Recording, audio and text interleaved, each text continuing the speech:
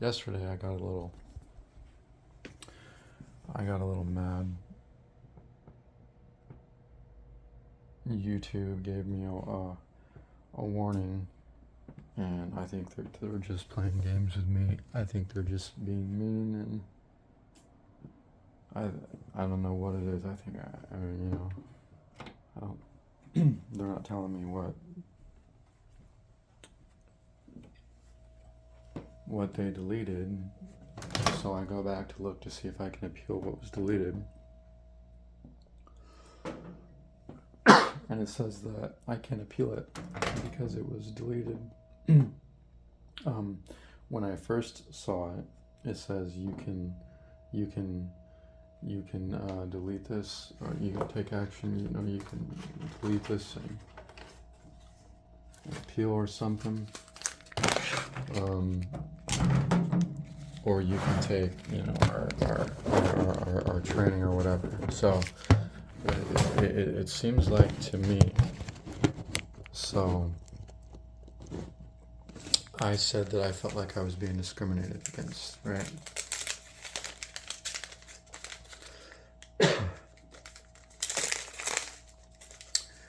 And that I had dealt with a good deal of harassment on another platform, on X.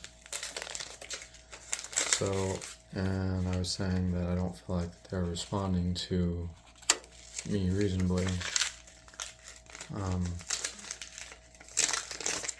Responding to my concerns as to why why my reach is limited here on this platform. And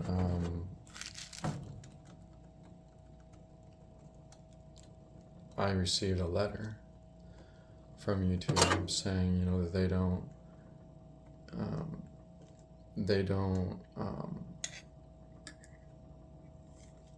allow posts, in regard to prolonged insults or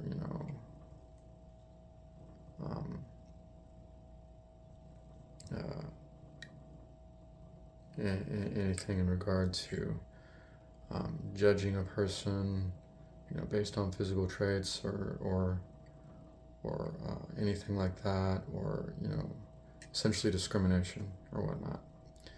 So I feel like that was manipulative, and I'm gonna say why. Because it's to me, okay, and it sounds paranoid, but I think I rightly called it when I responded back to the staff member. I said, thanks for letting me know, in so many words I said, thanks for letting me know that I'm protected from discrimination in these forms or whatever, and that you don't allow things like that, such as prolonged insults or whatever, or essentially harassment, whatever, discrimination, and et cetera, et cetera, et cetera. I said, because I'm the one that's been harassed, I'm the one that's dealt with cyberbullying, et cetera, et cetera. And you have my account, essentially shadow banned. At one point they essentially just, kind of stopped denying it. They said, we don't have the tools to do this and that, et cetera, et cetera, et cetera. They have algorithmic, tools. They can limit somebody's reach. So, and it isn't just me that's made aware of it. There was once a tool, where you could detect if they were shadow banning you. And, you can go to that website now and say that, YouTube has removed the way to detect if you're shadow banned. So it does exist, and they do it. And they shouldn't be doing it. And corporations and this is nothing new, this has become a concern of Congress. Corporations like, X-Corp, and other platforms, and even YouTube, in the public's eyes, at the very least, and Congress has been concerned about this as well, have, in our eyes, overstepped the protections afforded by Section 230, the immunity. It's considered broad immunity, for sake of, privacy.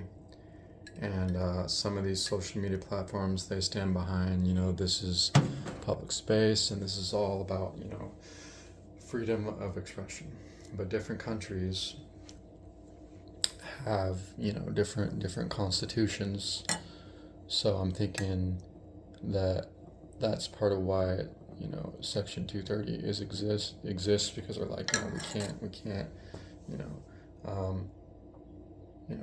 we need broad immunity, because, we step on one person's toes, we step on another, or whatever, et cetera, et cetera. So it's kind of like, a limited liability LLC kind of. But at the same time, if you look at it this way, they can't blatantly step on the constitutional rights of others. And, if they're an American corporation, based out of America, they certainly can't usurp our state rights in regard to reasonable expectation of privacy.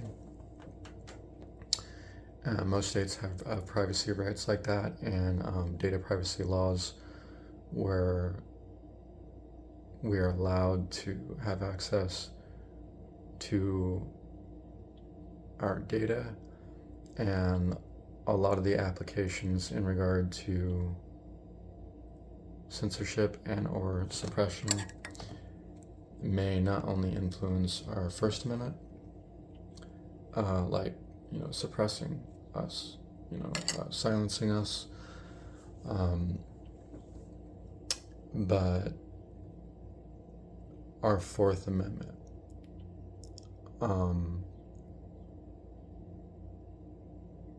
in regard to several things, like an unreasonable, search and seizure, if they are doing things like, surveilling us. And what does that mean? It means like, watching us too carefully, being too biased towards, one person, being too critical, kind of doing the opposite of what they may say. This is about freedom of expression. Okay, well then don't trample on mine. Don't trample on ours. Don't come and insert your political opinion. And this is profoundly prevalent on platforms like X Corporation, where they will specifically use bots.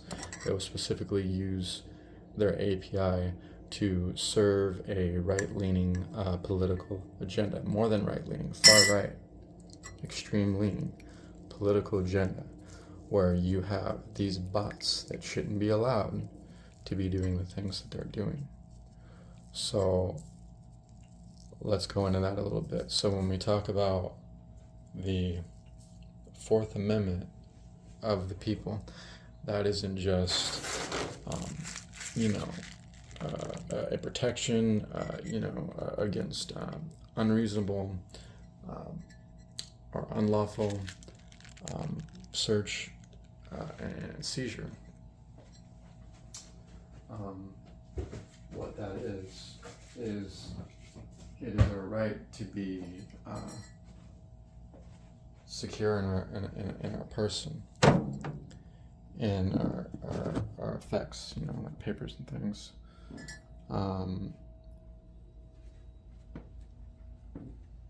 In our home, and that right to be secure in your person includes your boundaries. So when you see somebody being accosted by a police officer, if you are getting too close to a person, so a civil servant, right, can say, I feel threatened by you, or I feel threatened by you, or you're getting too close, you're getting in my bubble, or whatever, in my space, or whatever, or if you raise your voice in a vehicle, okay, they can say that, you know, oh, I feel intimidated by you. I feel threatened. Oh, and then the citizen will say, well, you can't, you know, step out, and the officer will say, can say, you know, step out of your car, sir. You know, I feel a little intimidated. I feel that I don't think that I feel safe because, you know, you may or may not be aggressive. You know, I don't know if you have a weapon. You know, some drivers carry, et cetera, et cetera, et cetera. You know, so it's been ordered or ruled in the court in Pennsylvania versus Mims that an officer doesn't have to explain themselves because, you know, some people do carry it, you know, in their vehicles, and if an officer feels unsafe because you know, things have happened, you know, they're allowed to assess the situation and decide, you know, that, you know, they can ask you to step out of your vehicle, and if you resist, can they bust your window, pull you out of your vehicle? Um, um, uh, that depends. Um, uh,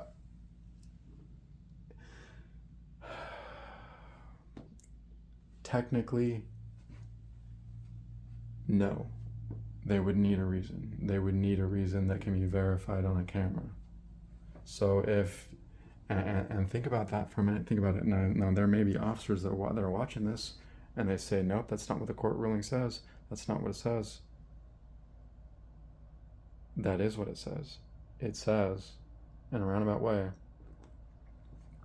you're welcome to fact check me on this, and I will fact check it myself. An officer does need a reason. So in Penn versus Mims, from what I understand, so if you are a citizen, let's say an officer asks you to roll down your window. If you just roll it down halfway, an officer could try to say, well, you're not rolling it down all the way. You're not being compliant. You're not being compliant with a lawful order.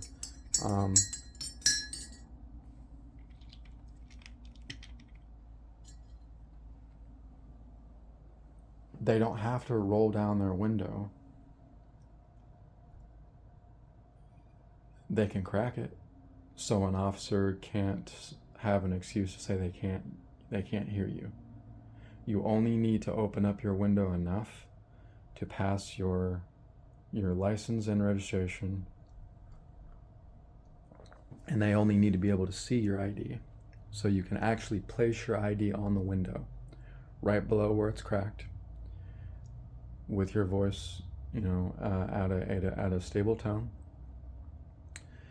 And if they then say, well, you're not rolling down your window, you're not complying with a lawful order, you don't have to roll down your window all the way. But they will often use Penn versus Mims to say that you're not complying with a lawful order and try to pull you out of that vehicle and say that I have the right to do this. You're being non-compliant. Now I feel you're being aggressive. I don't feel safe. But a citizen is welcome to say, I don't feel safe. I don't feel comfortable. I feel like you're being a little aggressive. I feel like that you are invading my boundaries. And we're talking about the Fourth Amendment here, remember.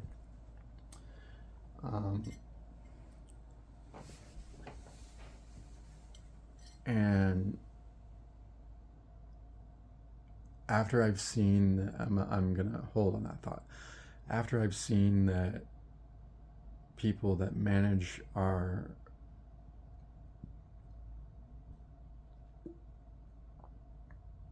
like, I think it was it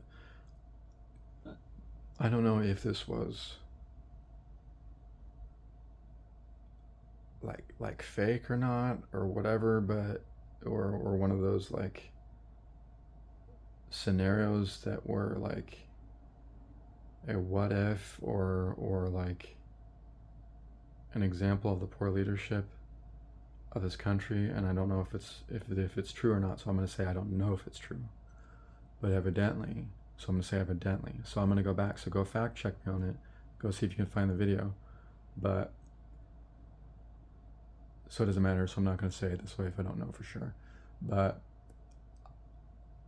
I'm thinking, it seems to me, I mean, we have at least seen occurrences where people in Congress don't know, they don't know their constitutional rights, or that, or at least they cannot, like, or like people that work in administrative, like, I don't want to name names, or head of departments, but all throughout the different branches of the government, okay, can't directly quote certain parts of our Constitution. So it's made me realize, and after everything that I've gone through, like, let me give an example. So my highest level of education is some college. Okay, I have like 26% or so of my 3-year, dual partnership organ transfer degree. What does that mean? It means that I'm almost done with my basic requirements so I can go on to OSU. It means I have to pass. I got like 60% through trigonometry, and I dropped the class because I was being stalked and harassed, and I was overwhelmed. I could have finished it. I understood the material. I just needed more time, and I think I'm more of a linear thinker, so it takes me more time than most students because I want to understand everything about it. I want to understand exactly how it works, how it ticks. I want to understand it. And I started getting so good at understanding it that I started having revelatory understandings about light. Like most students, they just get through the math. They don't think about how it applies to life. I look for examples. When I was learning basic algebra, I took martial arts so I can exercise both sides of my body, my brain, because I heard that with that you can understand mathematics better. And I was hoping it would help. I used to have panic attacks in my sleep. So martial arts didn't make the panic attacks go away.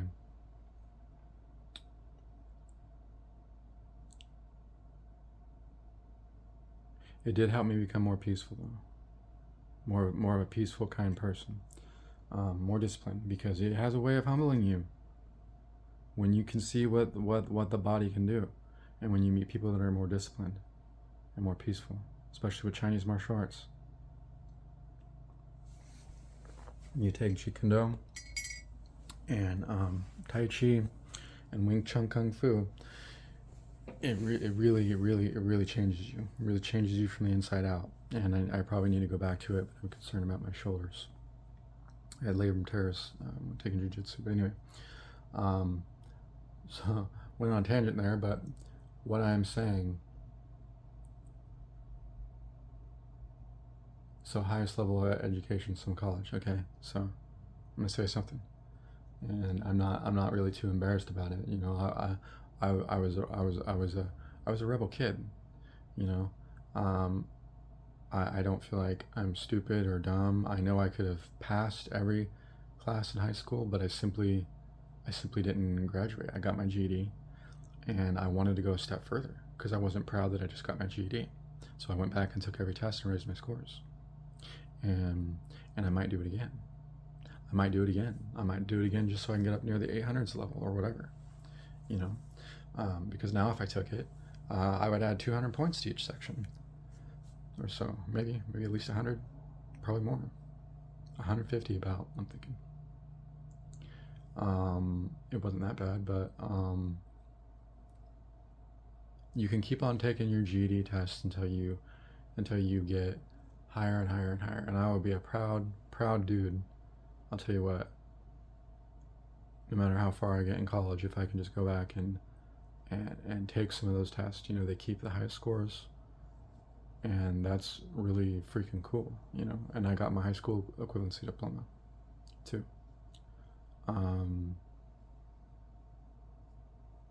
I'm on a tangent, but I'm on a tangent for a reason. I had to take American government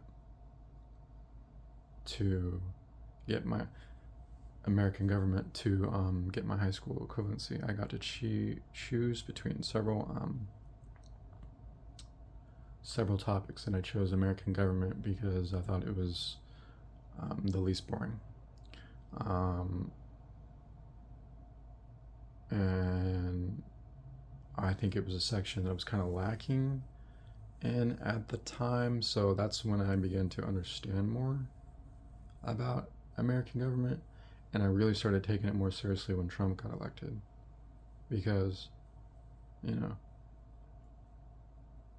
okay, this was kind of funny, but it it takes a lot to make me cry, a lot. Um,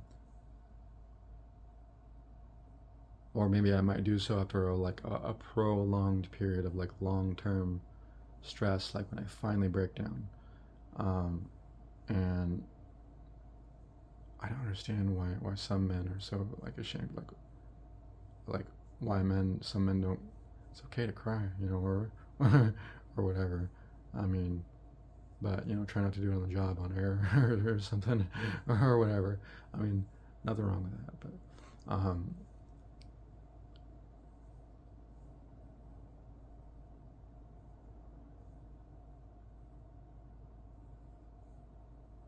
no.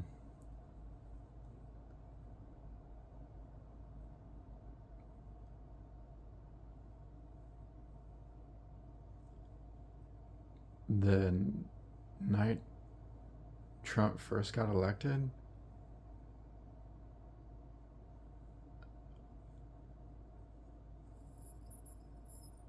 I said we're fucked, like out loud. I said we're fucked, and I cried after seeing all the women cry. Like I saw, like literally, I saw like crowds of women. Like I looked over, and like I saw them crying, and it made me cry, because I knew it too, and they knew it. They knew their rights were going to be disrespected, you know, and it.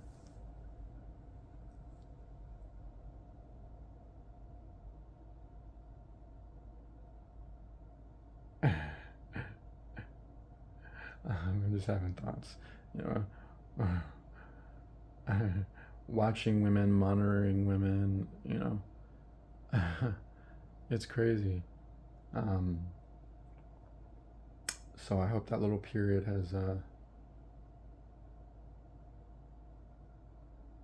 has ended. You know, I'm gonna get back to topic of and this is on topic. If you're paying attention, the Fourth Amendment, the right to be secure in your person.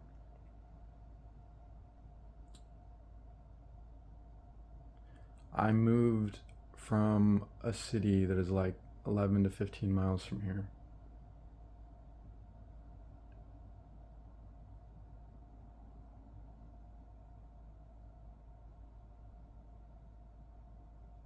Because,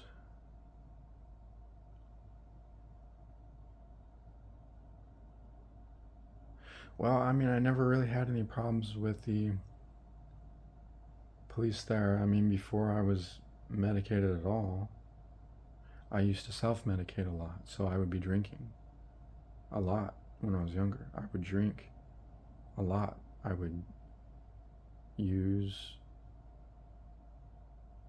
pills, sometimes. It wasn't like a frequent thing for me. It was just every now and then, but I experimented like some people do, and I'm not going to say as youth, because that's not okay. Like I went through it, and if there's any youth listening, like I went through that, and it's not worth it. Like at the time, some people out there in the world end up thinking it is, but you end up paying for it. You end up getting the shitty end of the stick out of it, okay? So if there's one good thing that I can do in the world, even if I feel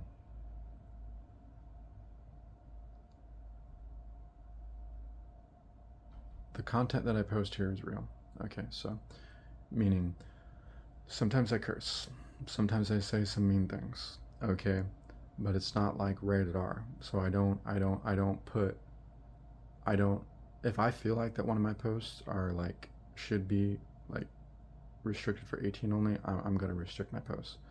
But if I'm saying the F word or whatever, or F you or whatever, F you YouTube, F you whoever or whatever, I'm allowed to say that. That's freedom of expression. I'm not going to their page or their profile. So this is what I'm talking about. Fourth Amendment, freedom of expression. I mean, First Amendment, freedom of expression, but also the Fourth Amendment. People don't think about what all of the Fourth Amendment and what it entails. And if Congress really start thinking about it, they're going to see how wrong Section 230 is. And all I want is no problems. I'll get back to what I was saying. All I want is no problems from these social media platforms going forward, or I, along with some other people and some other unnamed organizations and Congress, the ball's already rolling. Like, I really am going to help tear down Section 230, and I know I can do it. And I'm looking at myself right now, and I'm like, that's a bold claim. That may be a little prideful, a little egotistical. You may be getting a little too big for your britches. The thoughts coming in my head, what my grandpa said to me, those are some deep pockets, son, and I get that, but the impact still matters. And so I'm going to take a step back, at least, and that's what I tried to do. And I feel like that wasn't allowed. So it's like me taking a step back isn't weakness.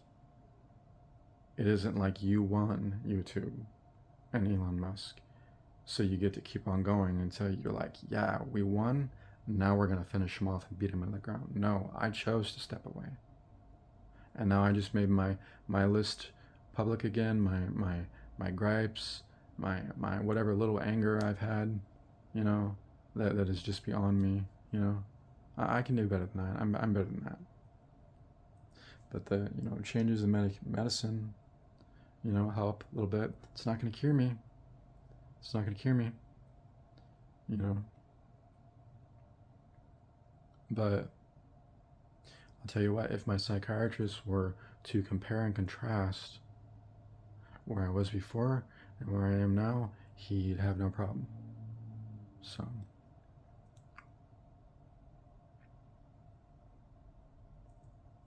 and I'm going to be talking to him about that and thanking him for the help. And it's amazing what little changes can do. But there's still going to be times where I'm going to get mad, or I'm going to get angry, but I'm no longer like this anymore.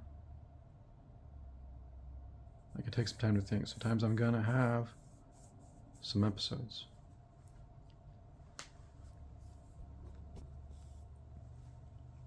When I post here publicly about myself and my condition, it should not be used against me because it's discrimination, and it could be considered exploitation. So keep that in mind, YouTube. Don't be using anything against me to try to justify any of your actions. So, the right to be secure in your person. And I was talking about government. I was talking about American government. I was saying, I cried when I noticed that Trump had got elected. Myself, and this was 2017, and that's when I started paying attention more to politics. Government, my rights, and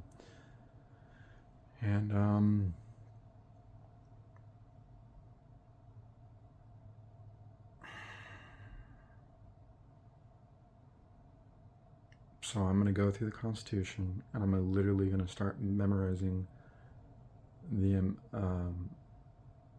amendments a little bit better. I'm going to memorize as much of them as I can verbatim, because I look at lawyers and I look at some people in Congress that are talking to other people that are in government, and they're like asking, state, can you name, as the head of this agency, can you name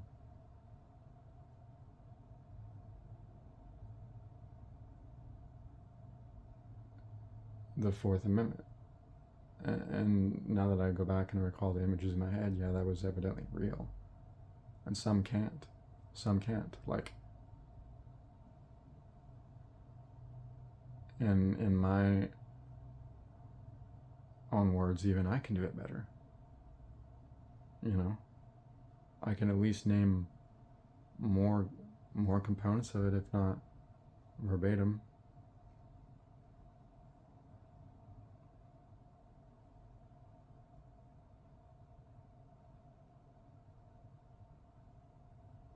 And it made me realize I want to be better than that. It made me realize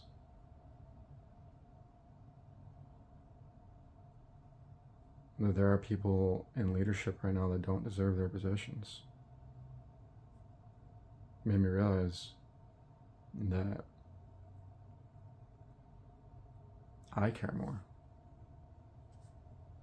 You know? That I would be better suited for the job even if I were fucking sitting at home. Because at least I wouldn't be advising people to do bad shit, you know? At least when somebody did finally talk to me, even if I wasn't available 24/7, I would allocate resources better, I feel.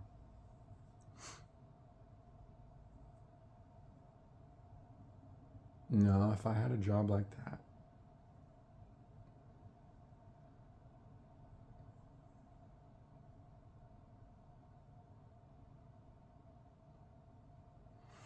if I had that kind of responsibility on my shoulders,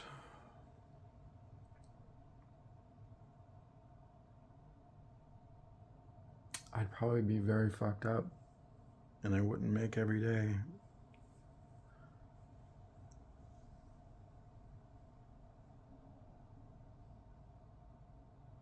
And I'm starting to not like the word disabled, you know?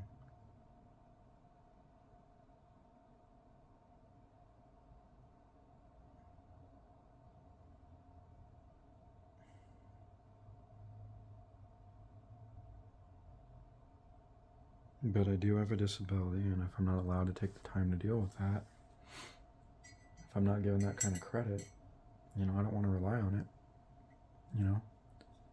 But these people, these evil people, think that that's what people like me want to do. They think that we're happy like that, and that couldn't be further from the truth. We deal with something called the teeter-totter effect. This is something Congress has not dealt with.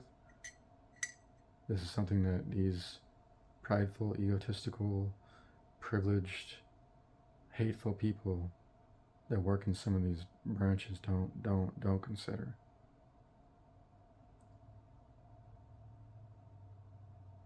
We have symptoms, you know, and what goes up must come down type of thing. It's called the teeter-totter effect. If I go out there and I take advantage of my trial work months, the system isn't in sync. Social Security Administration may not count it against me.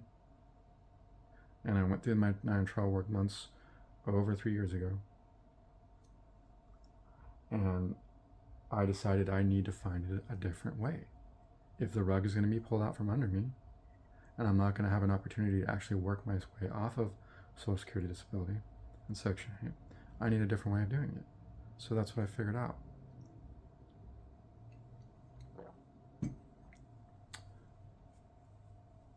But they're not in sync. The housing authority will count it against you unless you're involved, and you have to time it just right, with something called the FSS, or the Family Self-Sufficiency Program. At least that's what it's called in my state of Oregon. The Family Self-Sufficiency Program. So everything that I've done, if you were to look at where I was in 2017 and where I am now,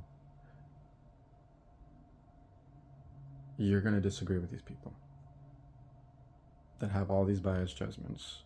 And if you're one of these people that go around judging people like me for being disabled, or saying that people like me are just taken from the system, or we're a mooch, or we're lazy, You don't know what you're talking about. You don't know what you're talking about.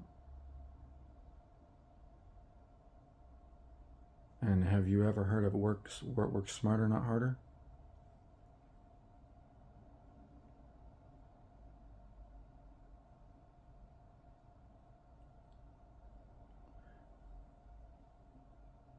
Because some of you want to treat me like that, I can call you stupid. I can say, yeah, well, you're just a wrench spinner. That's all you know how to do. Oh, you graduated high school? You can perform trigonometry? Or you understand half of it by now? Okay, good. Well, I can use it to solve equations with light that I manipulate on a wall. And I can write equations. I can use it to understand how I manipulate light on the wall. And I can use it to then explain things about science that is not readily available to the community. Can you do that?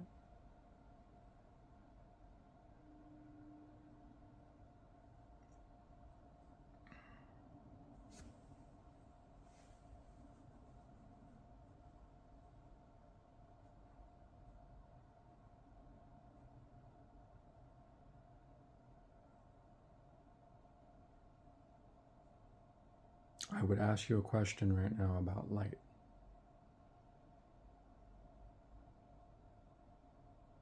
I like light.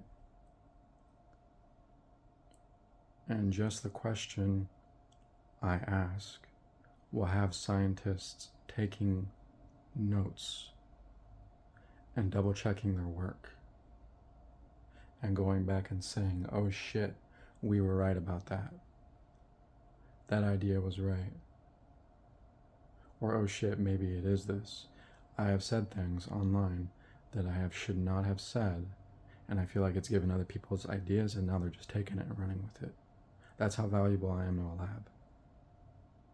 And maybe I have some sort of inflated ego because I have, bipolar disorder or whatever, and I'm just having a delusion.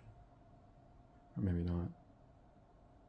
Maybe that I'm seeing that what I'm actually seeing, what I'm actually thinking, and what I have been thinking, why the fuck am I watching it come true on TV before my eyes? So don't judge me. What goes up must come down. Teeter-totter effect, and we're talking about the Fourth Amendment. Okay? We're talking about the right to be secure in your person,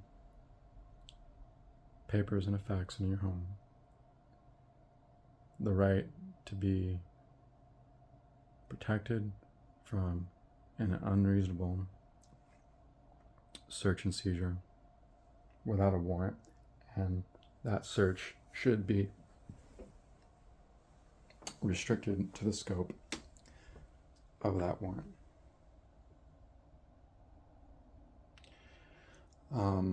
So when you have a platform, here's where I'm going with all this. So let me pause. So I took that a little personal there, but I noticed something I kind of skipped over. I was talking about, experimenting, and there's a reason why I had brought up. I was just thinking about my youth, and why I didn't graduate. I had a broken household, but I still earned my education. I still earned all of that education that I would have had when I graduated.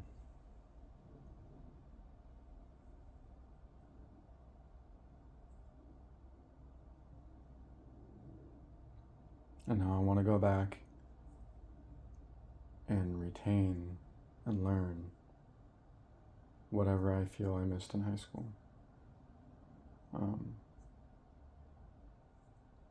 Some of it would be history, world history, social studies, and definitely geometry. I have to confess that. But I went and I quickly reviewed. So it's weird that I am almost done with trigonometry and I've never taken. I just remembered. Okay, so maybe I have taken. I have a terrible memory.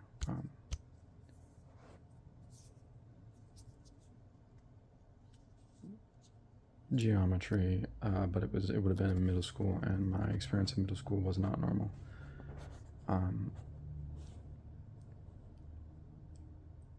I didn't go to a typical middle school, that's what I'm going to say.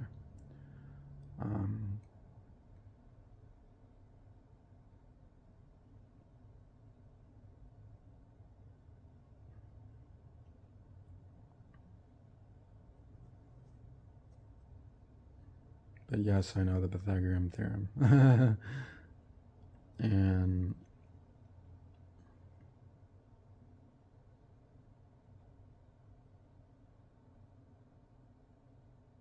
I was looking at vertexes the other day on prisms, and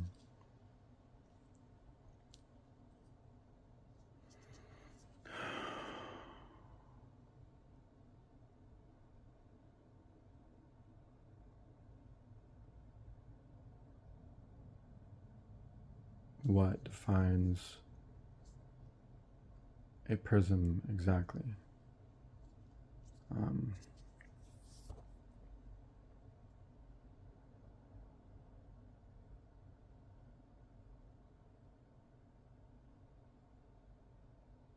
And an edge.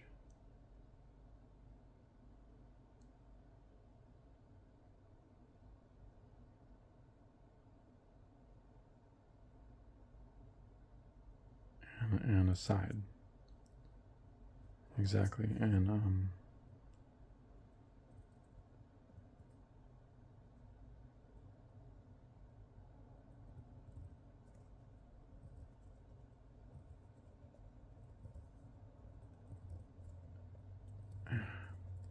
and what I looked at, I could tell it's not.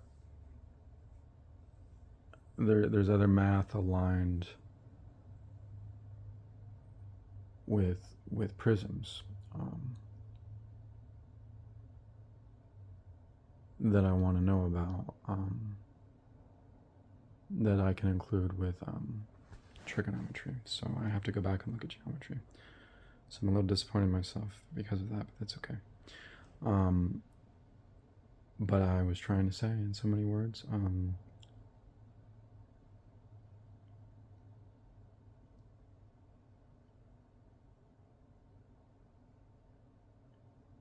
it's kind of hard to say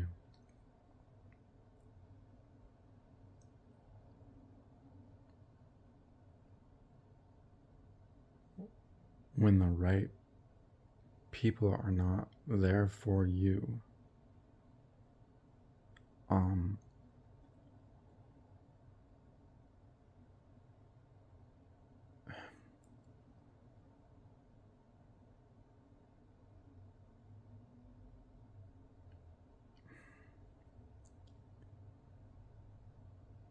Youth will do whatever they want to do, but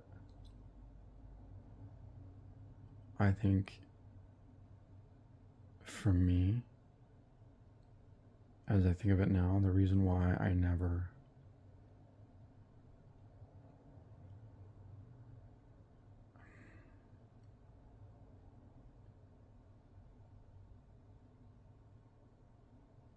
it was about commonality, for me in regard to whatever adult influences I did have in my life, and I needed somebody to look up to instead of somebody just telling me I was wrong for something, or that I needed to do something a right way. I think youth need the ability to explore their own way, and I think that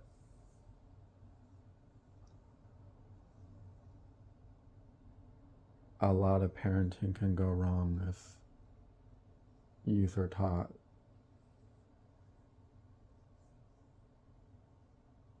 they have to live the same life or be the same kind of person, without figuring it out for themselves. But I think maybe just being an example is better, and I'm not trying to point at anybody and tell anybody that they're wrong, because I think everybody that was in my life did the best they could do, and they were put in a bad position.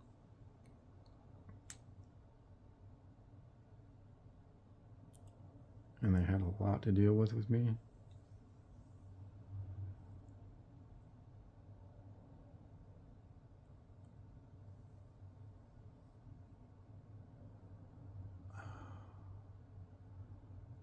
And that's going to happen to a lot of youth, and so I'm trying to figure out how to say,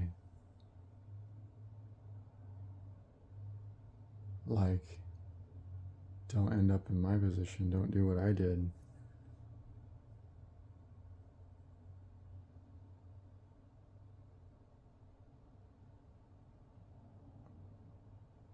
Because it's like, the moment you say that, the youth are like, well, I want to figure out what that's like, I want to do that, so it's,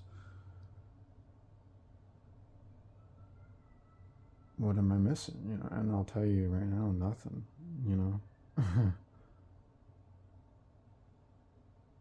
In fact, quite the opposite. You could miss out on life. You'd be held back in relationships, and later on down the road, you'd find out, well, fuck, I can't get a date.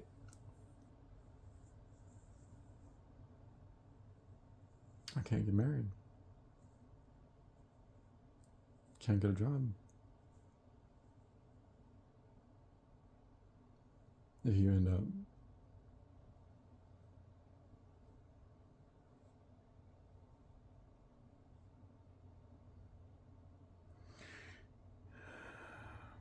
since birth, I've had issues, so it's a little different with me. I was born damaged. Kind of, yeah. I'm not going to talk about that.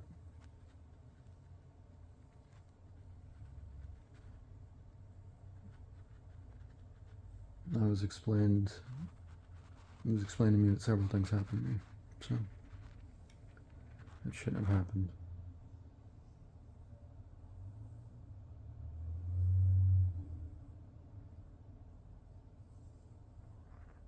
Some were accidents, some were on purpose. Some of it was natural.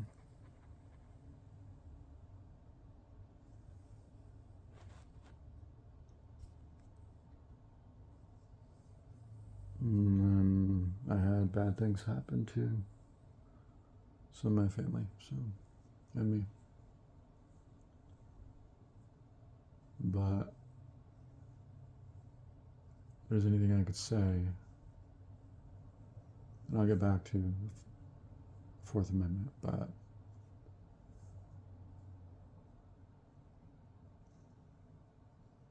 and in the end, I'll explain why I'm sitting here talking about all this.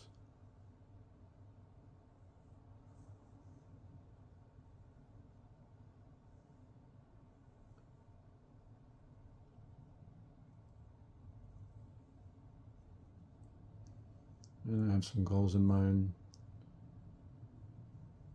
that I'm working on.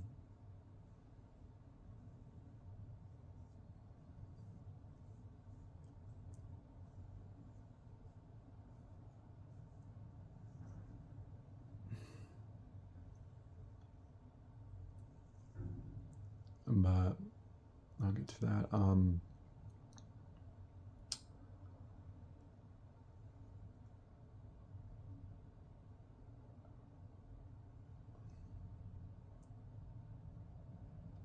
not sure if like role models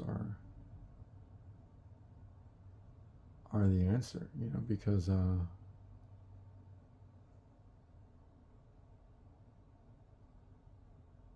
I've been thinking a lot lately, and I've realized some things, and I'm taking a step backward when I get mad.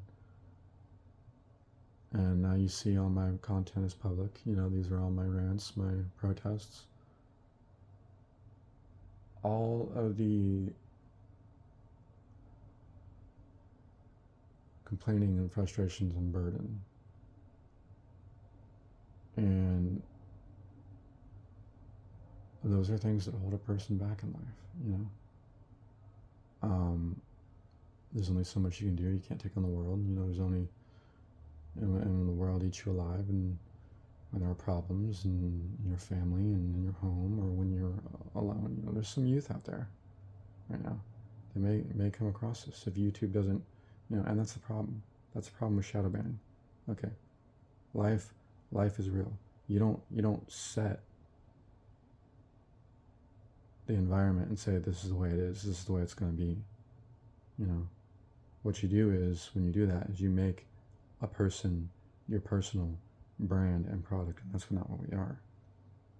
And it's going to cause your revenue to drop, YouTube. Now, if people like me, if you can gain more people like me to be supportive of your platform, we're going to think that this is a healthier community.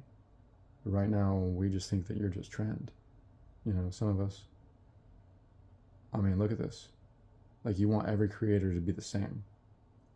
You want every content creator to use all this cool animation, you know, to bring the user artificial, you know, to bring the user dopamine, you know, clicks, you know.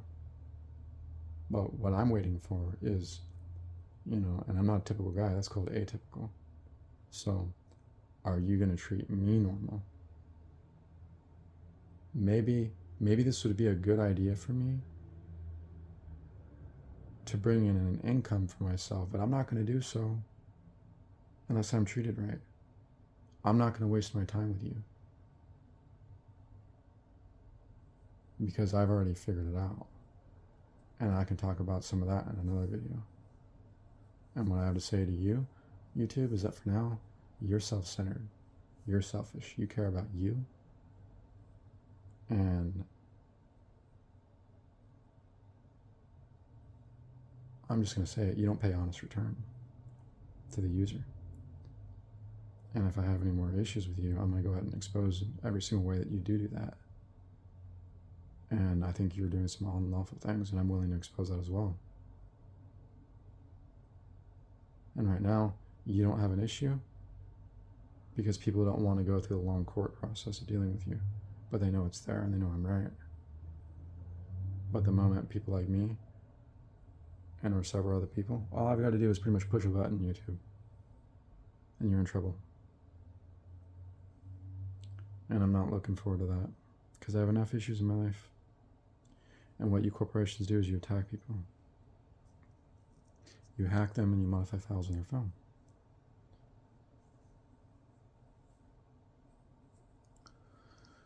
So people should be allowed to speak and be heard, freely understood. So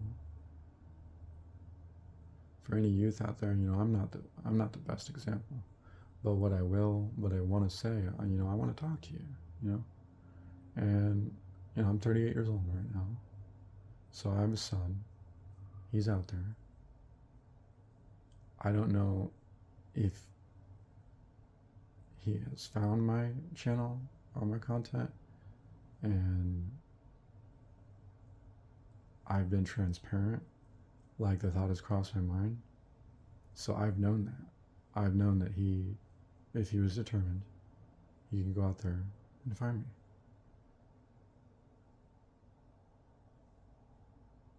But at the rate I'm shadow banned, I'm thinking he probably hasn't. Or he just doesn't want to see me like this. I'm in a bad mood. But he's going to be really smart. And his brain isn't done growing. And I remember being his age. And what I do know about him is that he has my genes. It doesn't mean he's going to be me. For all you youth out there, here's what I want you to know.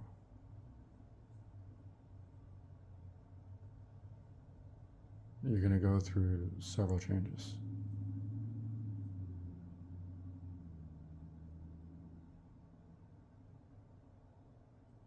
At 18 and 19, you are going to be completely different, almost, than you were when you were 17, most of you.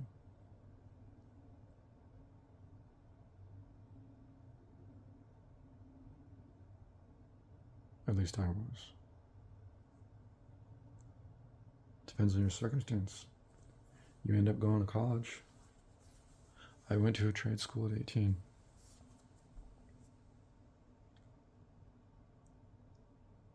Started seeing where my life was going and I didn't like it. Had some bad influences that went out.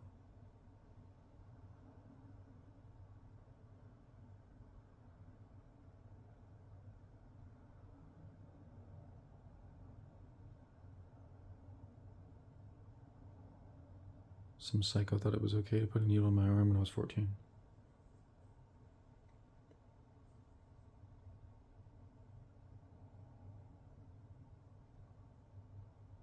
Never reported it for him.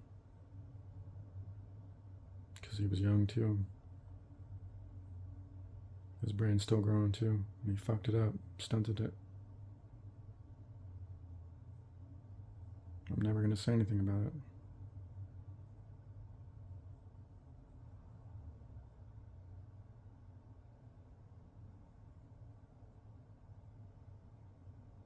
Because he's probably found me by now.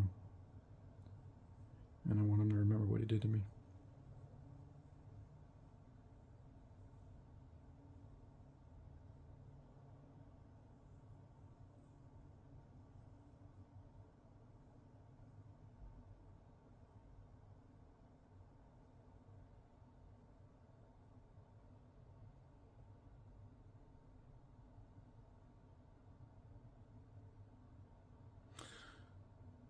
But I think he was just confused.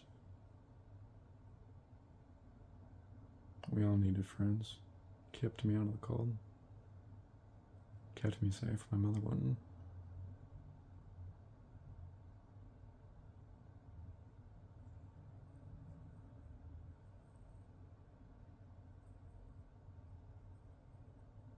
Kept me fed, so it was kind of hard to complain.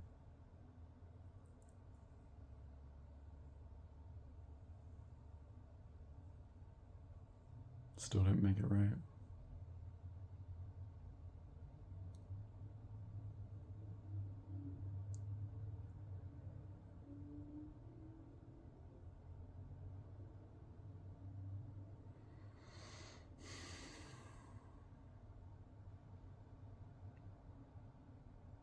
When I grew up enough to be aware of what was going on,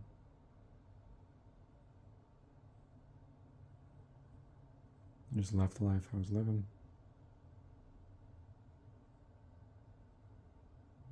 I was in a foster home. I don't know if I was with some foster parents. They took me in at 18 months old.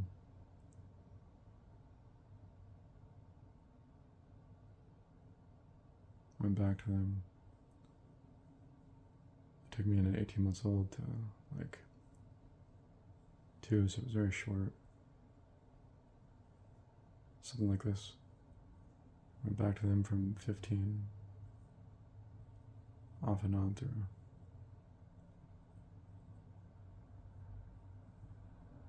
17 and 18. 17. I was in and out of foster homes in their home. Just wouldn't hold still. Wasn't happy.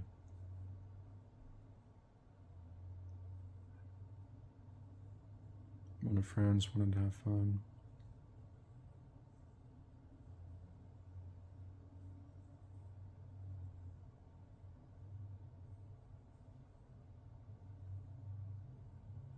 Was handed drugs left and right. Wanted to keep myself numb.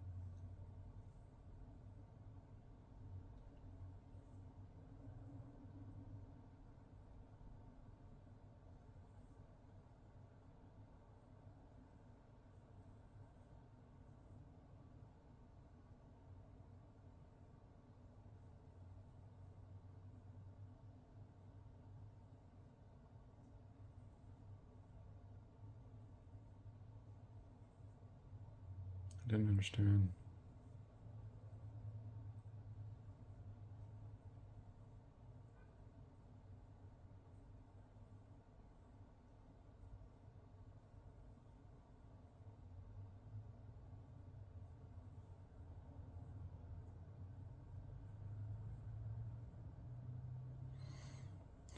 that I was never intoxicated around my child.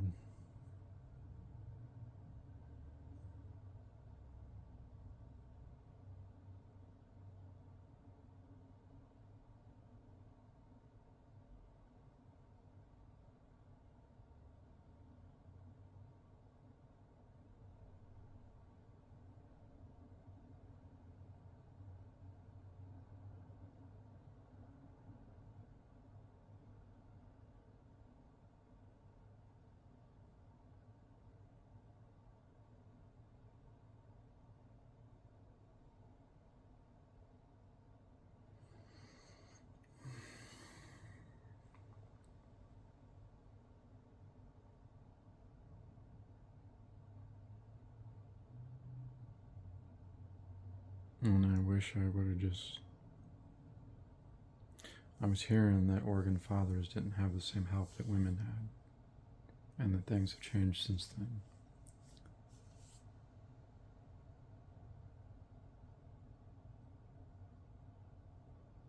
But I still think he had a better life than me. That's a critical growing period. Up to 17. He's going to be 17.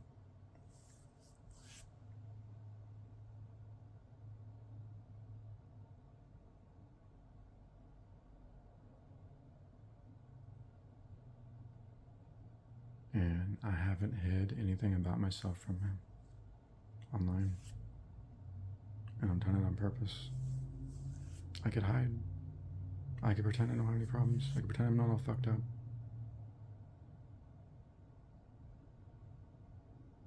I'm not going to do that.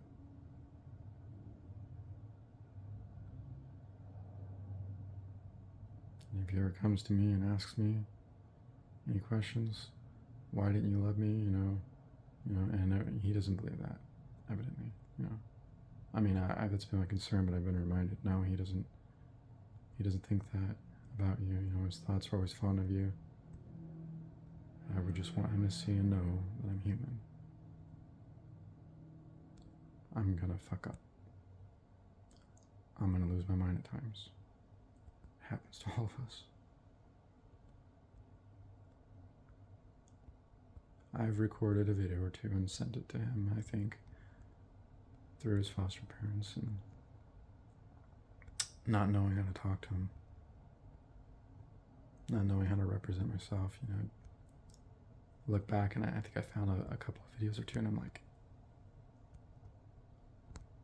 I'm different now, what was I talking about, It makes any sense, and without medication, I'm not going there. and I'm different off and on medicine. Medicine isn't going to cure me, but it's going to help. And without it and therapy, I'm just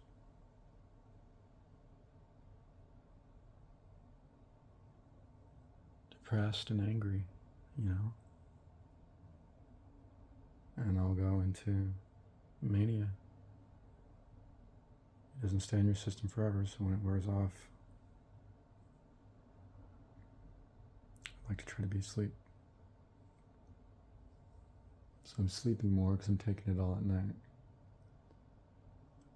Nighttime medicine, at least.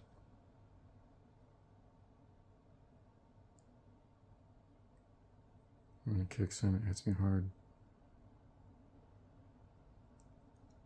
Last night I felt kind of calm before I was going to sleep,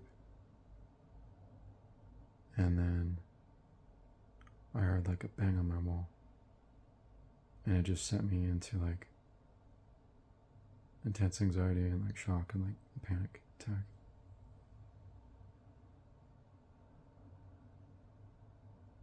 And I was having an anxiety attack even as I started I don't really snore, but I noticed like I had snored. and it kind of woke me up a little bit. And then in that brief moment I noticed that I had a constant feeling of anxiety. And I was fine until I heard that one bang. So it did something in me, it just set me off.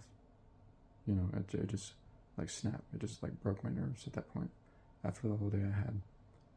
And it just persisted.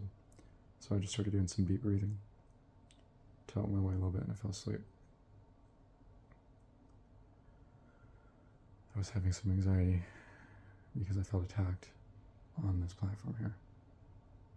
So I was talking about Fourth Amendment, but in regard to youth again, it's like, I remember being 17, 18, 19, and then you change again.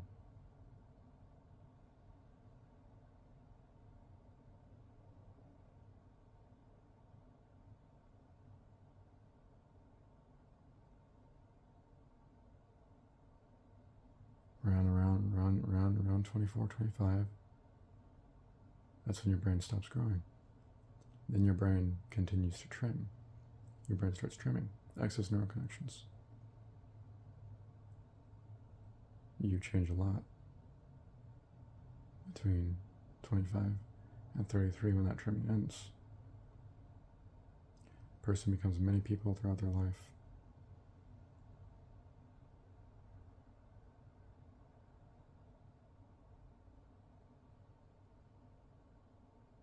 Till they settle on the person that they want to be. And that tends to happen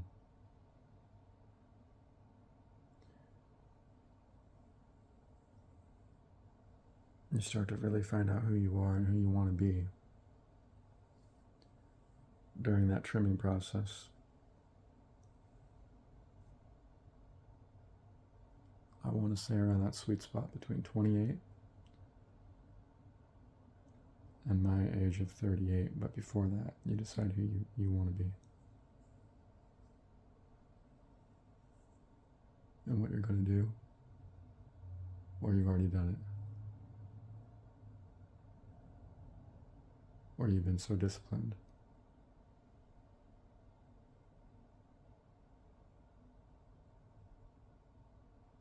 and you've had it good and you become a doctor or something.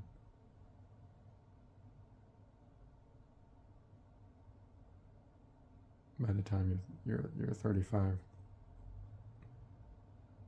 or younger.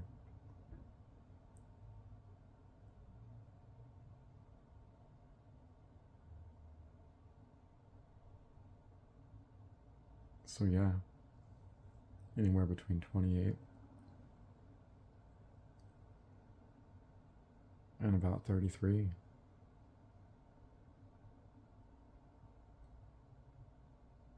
Or even a little bit older. Some people decide, you know, what they're gonna do, you know, but in between about those ages, you know. So what I want to say is understand that you'll be presented with many opportunities in life. And just try not to miss any of them, you know. With today's technology, hopefully we can live a lot longer.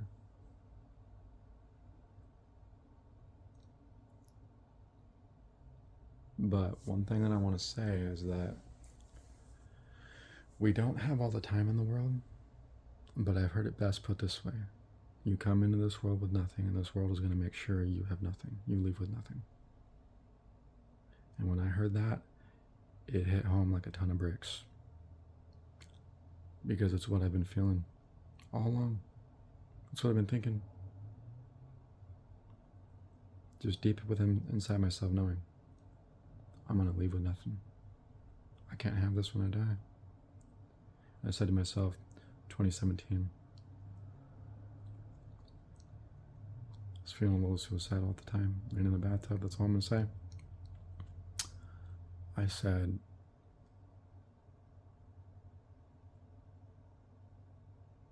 what can I do instead? And I said, I need a way to make a living when I'm in this kind of condition. I had just started taking NDRIs for the first time. That's the only thing that treats my depression. SSRIs have the opposite effect on me, but I just had not been taking it consistently, hadn't had the chance, and I didn't realize I shouldn't have been drinking on it. So I don't drink alcohol anymore. Now I'm on a different one because it helps the depression better and it makes it so that I'm not as agitated. And it treats my inattention because my focus is all over the place otherwise. But I just need to put that energy when it kicks in on working on some things I need to be working on. But I said to myself, things don't make me happy. Nothing makes me happy. People don't make me happy. Money and things don't make me happy. Well, I can learn the stock market, And again, I reminded myself, money doesn't make me happy. But then I said, you could use that. And you can make other people happy. And that's when I decided that eventually I want to live off of 99 or 1% of my income.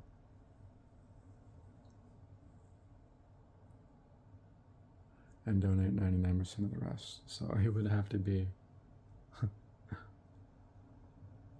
a lot of revenue, but if we're a lot of profit yearly, and if we eventually face a wealth tax, which I hope we do, that's a hefty goal.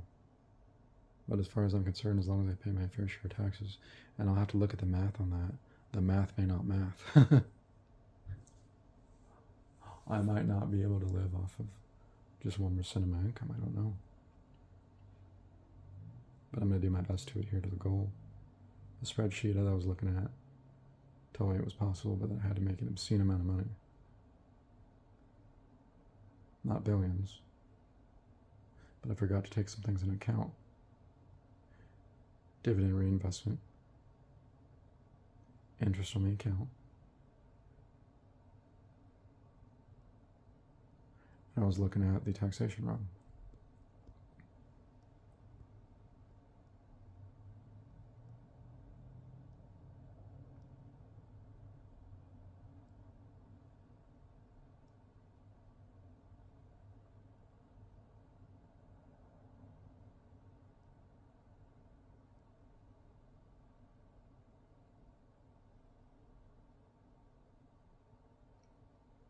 Maybe not. I just need to adjust the formulas, but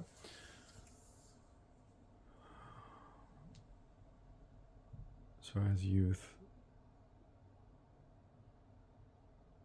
they're out there looking for friends. They're out there looking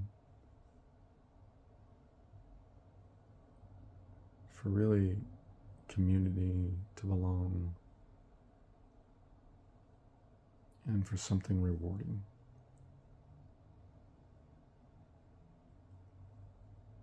And to explore and experiment for themselves and not to be controlled.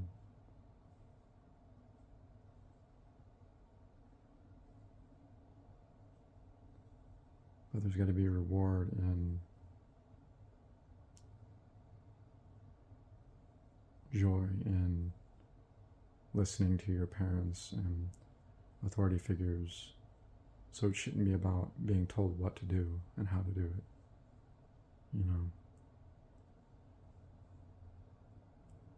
It should be about why this is good for you. Let me show you why this is good for you. Fact, let's do it together,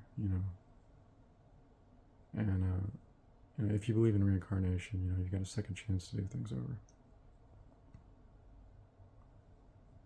I believe that we're scattered across time, long story short. You're immortal, you never die. You'll get to do it again.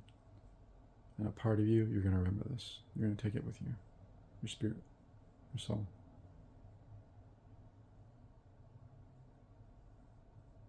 Just had a memory.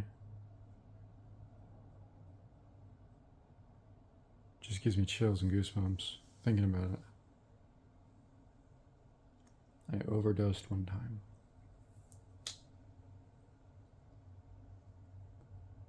And there was a nurse pushing me around in a wheelchair. And the hospital swore up and down it never happened.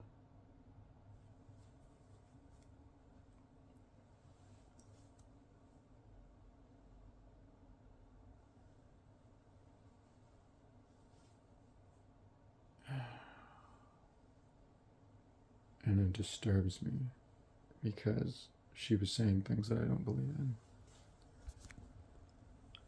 And I don't know what it is, or if she just somehow slipped in, or if she just worked like as a peer support recovery specialist or something like that.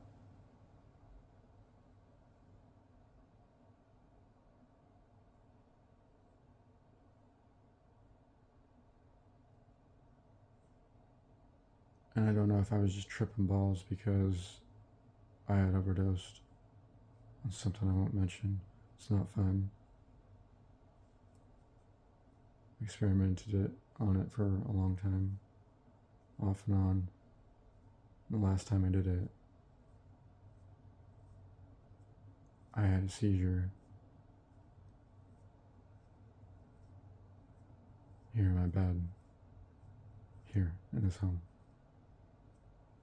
And after that, I'll never do it again. Watched myself have the seizure and I couldn't do anything about it. My back arched, my eyes rolled up, jaw clenched.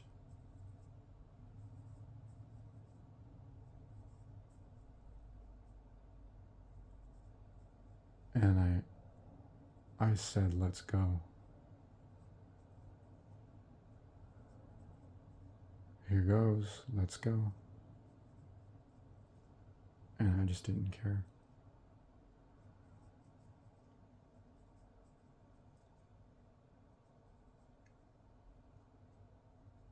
So, if you ever have a friend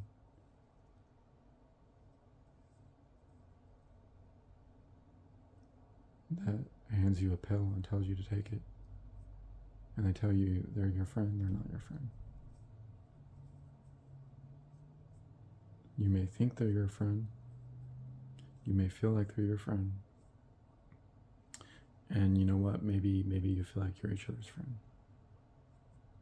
But that's not what friends do. And some of my friends and I grew up together doing that with each other, doing that for each other.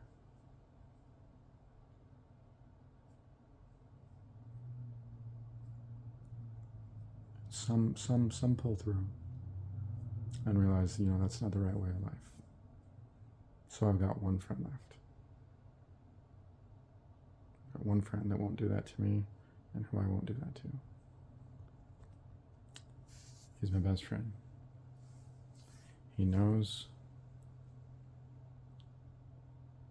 I am unwell.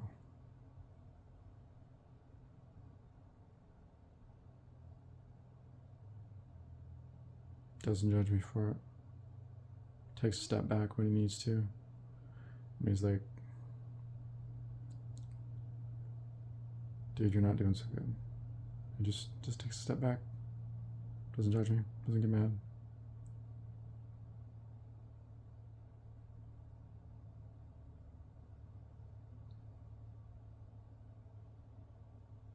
Sometimes you just need another person to not judge you, to not let their family judge you, to not let any of their other friends judge you, and vice versa. Somebody that's going to stand up for you no matter what. You got to have at least one person like that in your life. And make a commitment to stick by them, because life is short.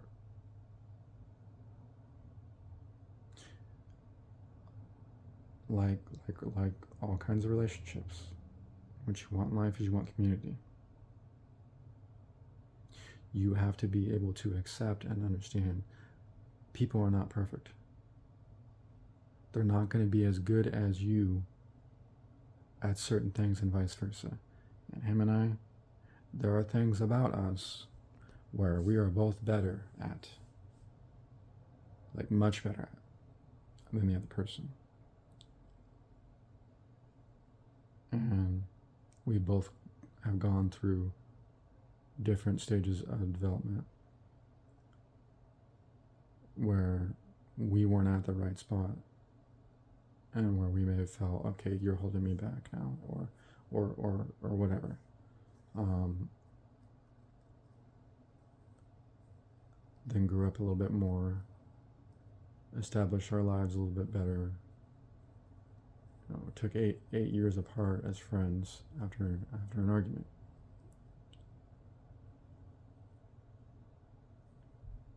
But reconnected, and the older you get, you realize that as adults you have to separate a part of yourself, your independent life,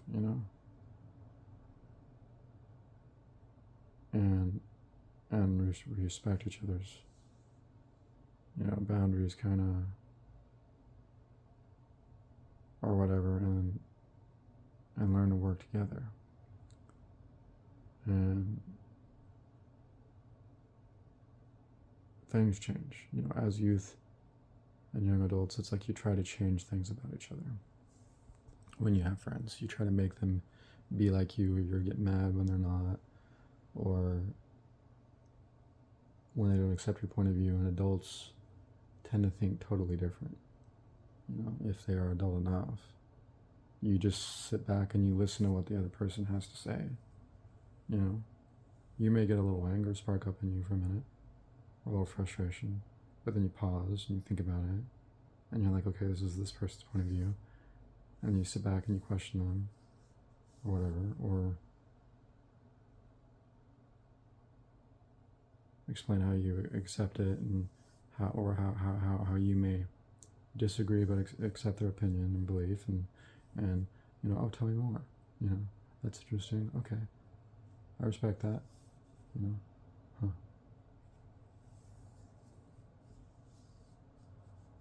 But there's a way out, and as youth you don't have that fully formed prefrontal cortex, that executive decision. You're going to hear about it in school, and you're always going to think, yeah, I got it, yeah, I get it, yeah, I got it, I get it, no, you don't. And your parents are always going to tell you that, or some people are going to tell you that, and it's just natural to go through that process. And it's okay, because sometimes and when you grow up, you're going to realize, I didn't get it. I thought I get it. I thought I got it at 25. I thought I got it at 28. Hell, I thought I got it at 33. I didn't get it. It's called wisdom. And I'm not perfect. I'm in no position to talk. I fuck up all the time. And if I can't admit that, I'm a goddamn fool.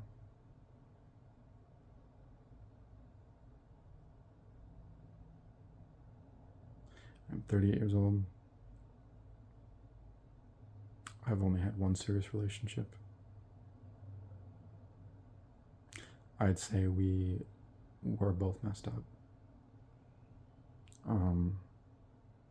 Both ill.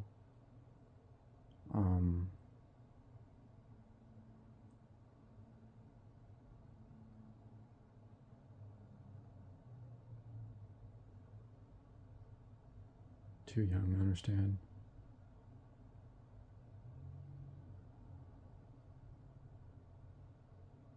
Both had childhood illness that persisted into adulthood.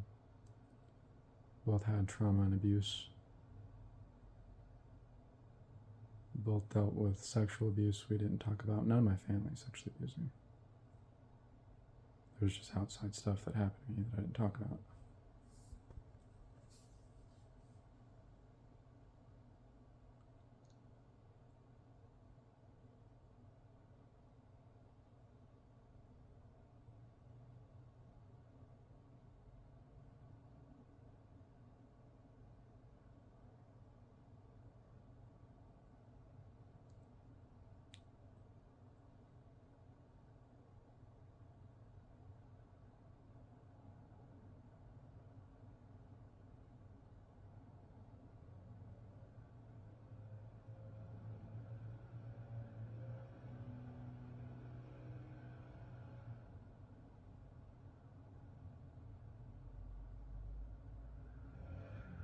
And I don't have to talk about it. So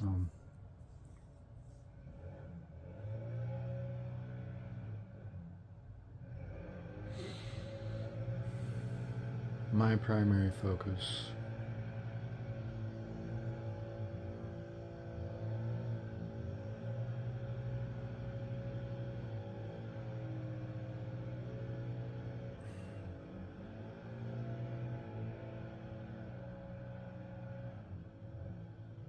I thought it was good enough, but I guess it wasn't.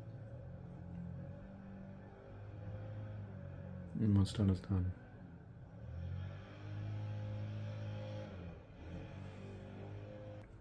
So I won't go into it then. But you can't beat yourself up for your mistakes. So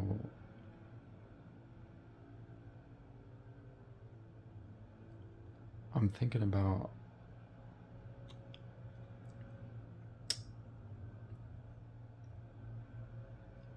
when I became a peer support recovery specialist, or peer recovery support specialist, however that goes. I think it's PRSS, peer recovery support specialist.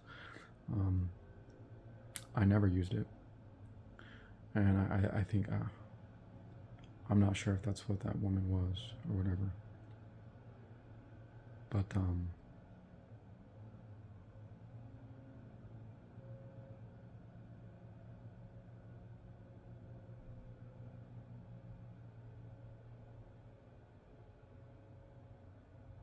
something put its arms around me.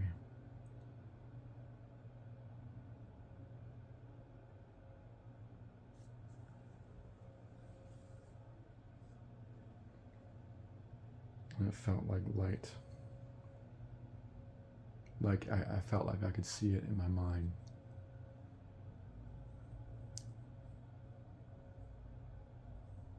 And it sounds crazy.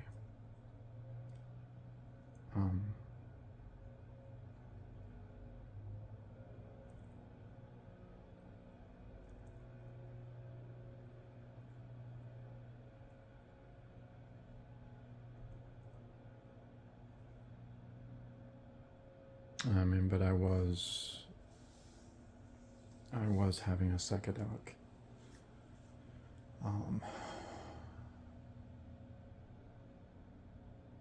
experience,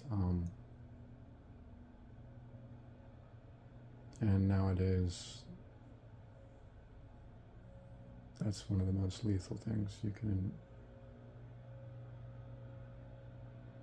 experiment with, because it just is. You know, it can lead you down a bad path, and everything that you hear about in school is real. So,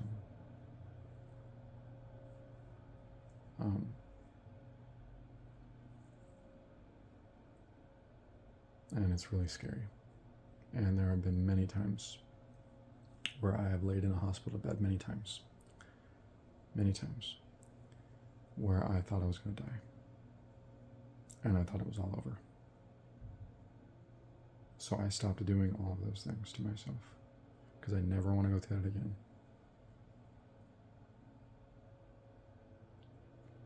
And I used to be a cutter. I was stalked and harassed recently, and it persisted for like a year and a half. And still a crime. I still have a right to pursue it if I want to, in regard to getting justice. And the people that did this are very wealthy, very cruel, very evil.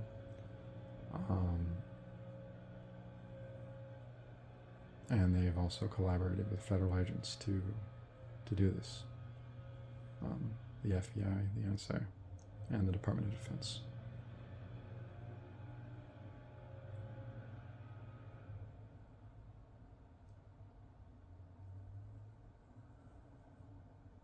I've been victimized by Elon Musk, XAI, and potentially unknown corporations. The NSA and the FBI. And I am totally traumatized. It's added onto it. I already had PTSD. So I decided to cut myself after blacking out. I didn't realize I had done it until a police officer had seen it. So I went a long time without cutting myself. Until recently, and I was on an antidepressant of the same class of medicine that I take now, except it's a little bit stronger, much stronger, and except it doesn't make me as agitated, and it treats inattention. I used to shake my legs a lot and walk around in circles and twitch my fingers, and I was explained it was called psychomotive something or whatever. I don't know. And now I stopped walking around in circles as much.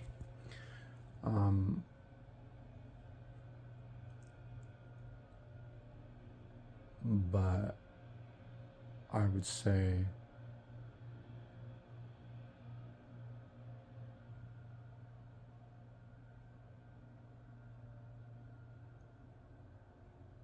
get involved in something that's going to feed your mind, because science is more interesting. And the stock market is interesting. So what I would say is, if you're looking for answers, if you're looking for happiness, if you're looking for belonging, you'll find out that the whole way along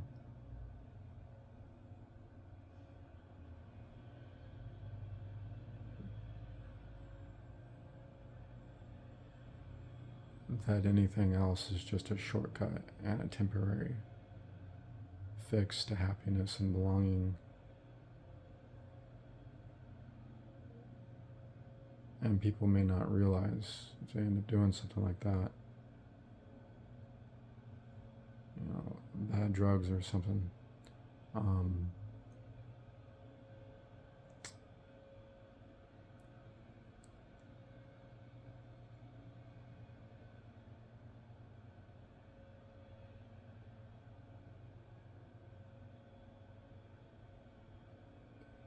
it's just a temporary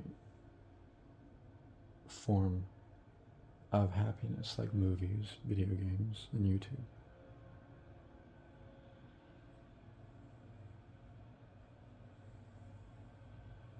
And YouTube shouldn't be, well, he's downing our product or whatever. No, they should be encouraging taking a break.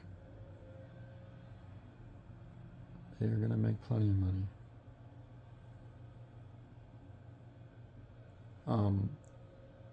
But I do spend a lot of my time thinking, and I don't think that's necessarily a bad thing. I just think I work differently. But I do think, I go through periods where I work long and hard once I get invested into a project. And once I'm invested in something, but when I am on the stock market, I go, and I work, and every day. I'm doing it every day. And I just decided I needed a break after what happened. And it impacted my focus. And everything I was going through also showed me I do have a legit focus issue. A legit issue focusing, and several things had made me see that there's got to be some sort of reason why it requires me double test time, because I have an accommodation when I go to school. I need double the time to test, and sometimes when I do, I still don't get all the way through it. It's not because I'm stupid or anything like that.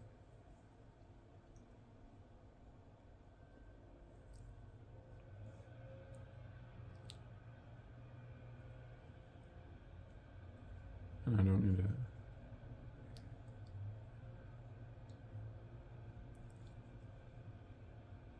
It's definitely rooted in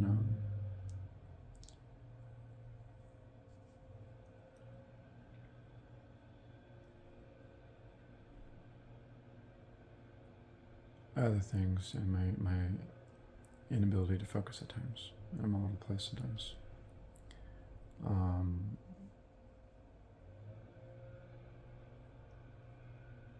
But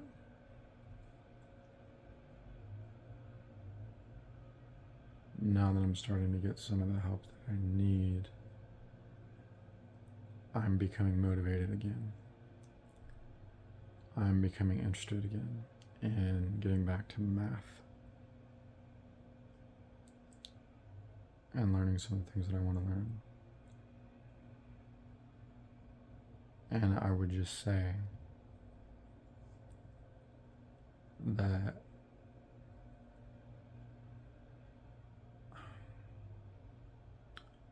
if you struggle with math or something like that, figure out how it applies to the real world around you.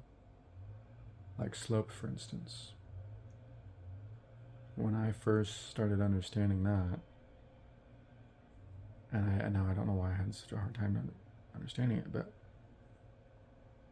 I looked at a telephone pole tilting and I said, huh, and if you look at the word, you just slope, but I overthink.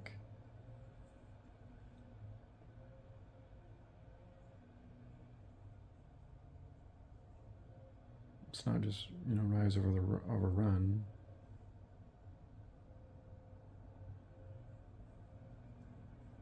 It's a rate of change. It's a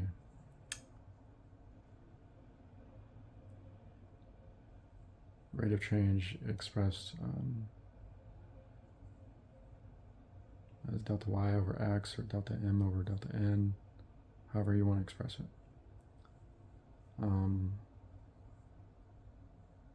M equals delta m equals y2 minus y1 over x minus x1, whatever. You can look at all that and say it's complicated, whatever. But what makes math fun is actually understanding how it applies to life. And when you can understand that, then it just becomes fascinating.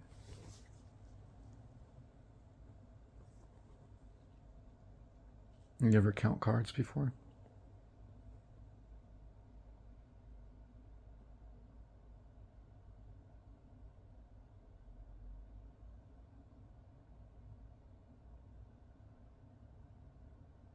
If you're young and you like things like video games, how about trying to make a video game?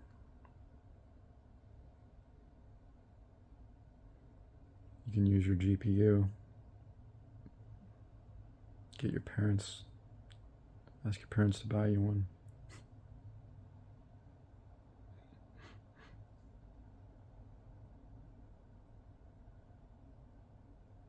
An expensive one. Say, Mom, Dad, I want an RTX 5090 or 5080, whatever the highest one is, so I can learn to program with AI. I want to use PyTorch and CUDA Deep Neural Network. Mom, Dad, I want to create a video game so I can go work for the NSA and implant weird stuff on people's phones. Just kidding. But that's what happened to me. There's a video of it. That figure, that woman, who do you think did that? Who could do that? I'll tell you what, I know how to create AI art because I had some volunteers. I became really fascinated with it. I said, this is really cool, right? Kind of got a little bit bored with that. Kind of realized it just wasn't my thing. I wasn't good at selling myself or selling my art. I wanted to get back to the stock market, but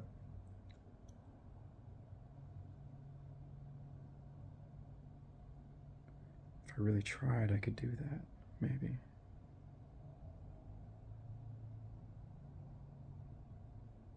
the opacity had been changed. It's like somebody created a figure, cut out the figure somehow. And I've heard of animate diff, right? In Stable Diffusion, and of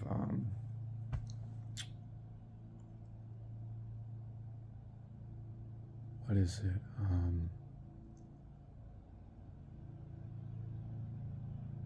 When you're using, like, when you're creating a neural network, but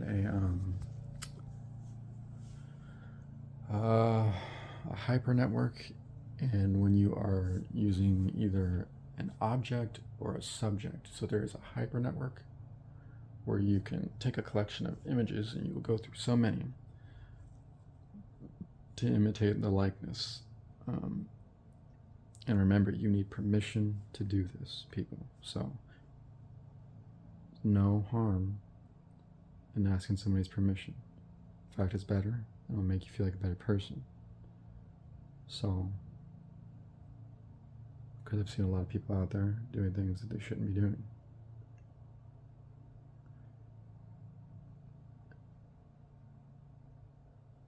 But you can ask a friend,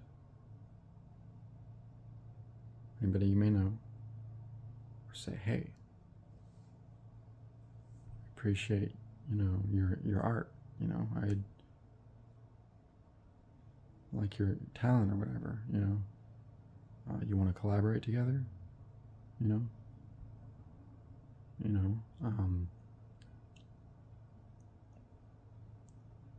it's called copyright.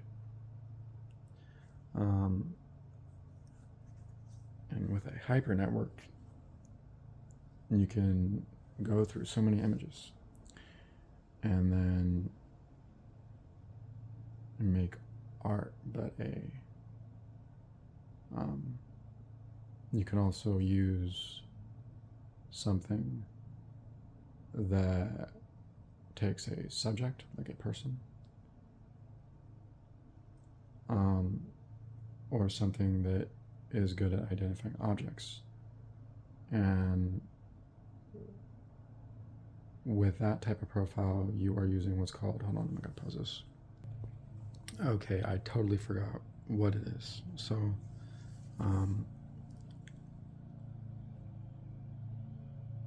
and that's why it's important. So I'm starting to realize, like, as you age, you start to forget things. But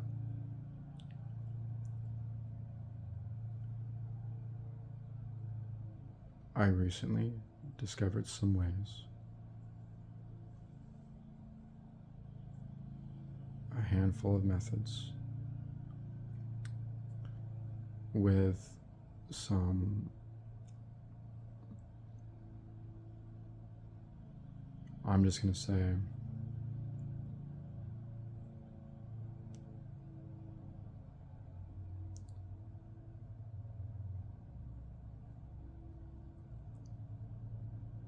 nutrients that the body needs, that the body uses, in forms that are more bioavailable, to utilize that small percentage, it's like 0.0001%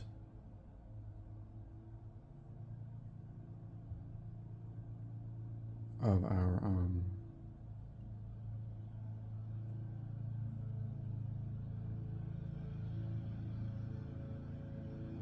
hippocampus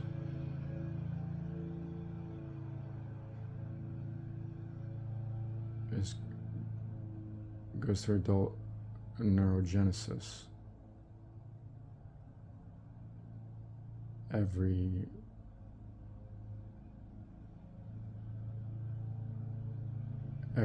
day, I think it is. And I think that's like and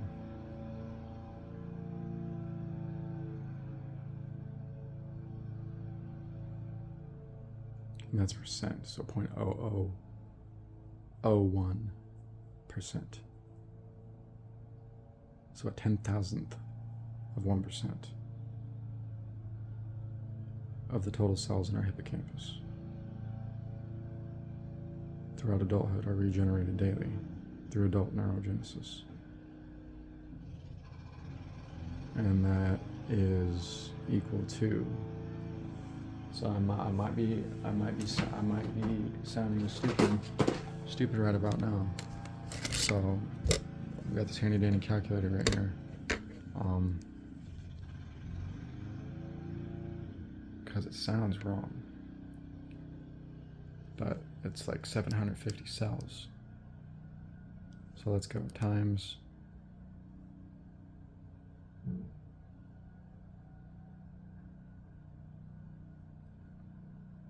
times 100, right?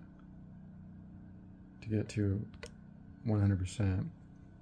So times, that would be 10,000. 10, 1, 2, 3.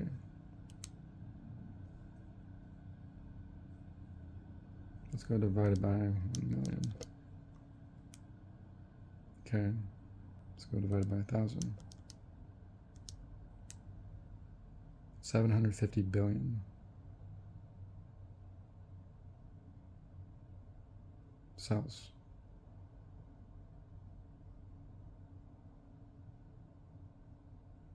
Would be 1%. So, no, 100%. Doesn't sound right.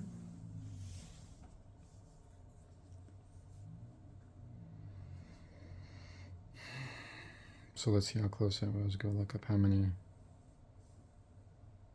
cells are in the hippocampus, but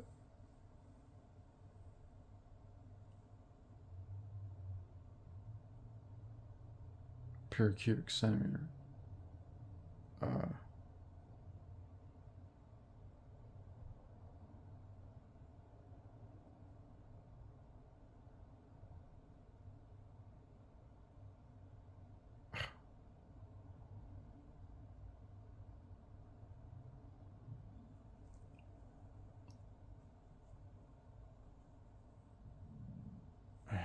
It's wrong. It's gonna be. I did something wrong there. But there is a number I came up with. So 750. So there's like 750 that are generated every day. And it may have been something like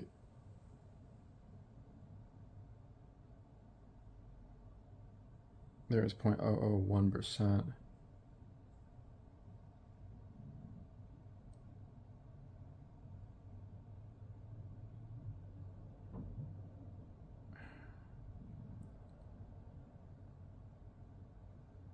Yeah. So I can't figure out what that means right now, but through neuroplasticity,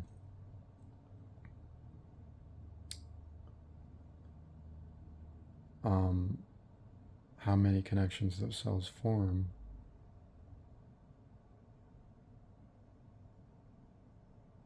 I created a verifiable, scientifically verifiable, as crazy as it may sound, I created a method to retain, to slow, or to attenuate neurodegradation by forming a bioequivalent to brain volume